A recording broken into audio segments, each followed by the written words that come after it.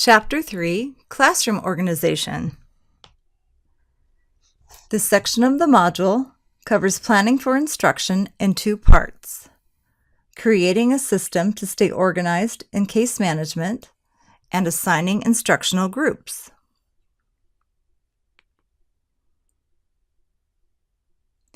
In the decision-making process, these considerations fall under the implementation section. One important component of classroom organization is to set up systems to simplify the record keeping and communication we need. A few systems you might consider are a tracking system for due dates, working files for your students, and a communication system for communicating with general education teachers and paras. A tracking system can help you keep up with all of the dates that case managers need to know. It's important that you find a system that works for you. One example might be a calendar like this one, where you note all of the important dates for the year. If you are a resource teacher, you may have more initial referrals or IEPs along with ISAT schedules to keep track of. But a teacher in an extended resource or early childhood setting might have Medicaid billing and coordination of multiple related service staff to consider.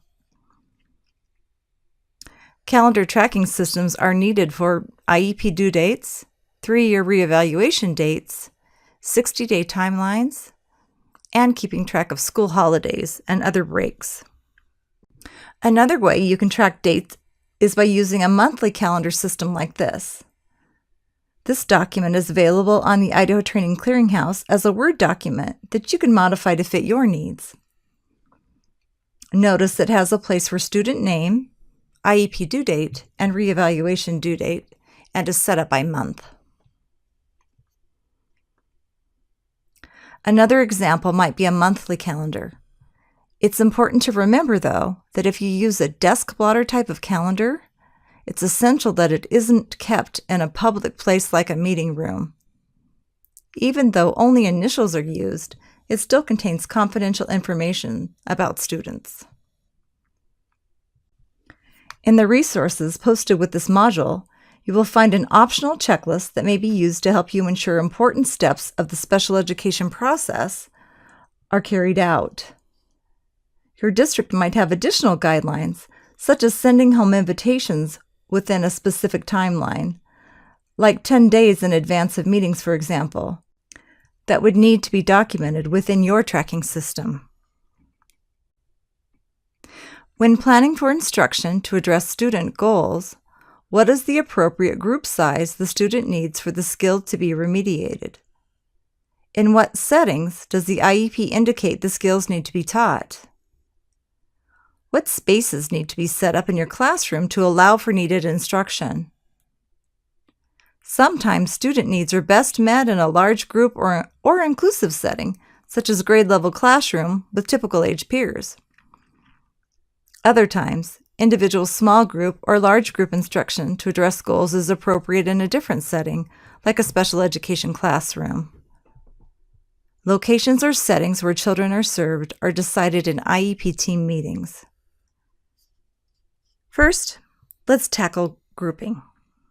Depending on the intensity of the instruction needed, some skills are best taught and are monitored in a one-to-one setting. However, many social skills goals, such as task completion or participation in class, may be best taught and measured in group settings. You might find that within a group, students might be working on several different individual goals. When figuring out how to put your students in groups that meet their individual needs, it's kind of like a 5,000-piece puzzle. Sometimes you just have to get creative. Here are some guiding questions to help us think about group sizes. What group size best lends itself to learning the skill, provide practice, and generalize? Is the skill such that it needs to be taught individually, or is a group setting appropriate? If so, how large of a group? Is it 3 to 6 students or more than that? Answering these questions help teachers determine what classroom spaces are needed for learning in their classroom.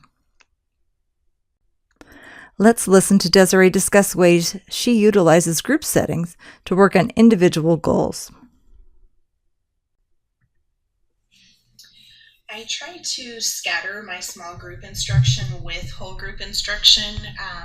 In reading, I would do 2 days a week we did small group instruction, and 3 days a week we did whole class instruction, focusing on Common Core standards. I think that it is okay in both of those instances to address multiple IEP goals. For example, last year I had a student who was functioning at about a kindergarten level, and the rest of his peers were much higher than that. His skills were focused more on behavior, was more appropriately interacting with his peers within a whole group setting. So we were focusing on things like raising your hand, waiting your turn, giving a good response when somebody else makes a comment. But many of his peers were also working on fluency or reading comprehension, and I think it is definitely manageable to address all of those concerns if you're considering all of that in your planning.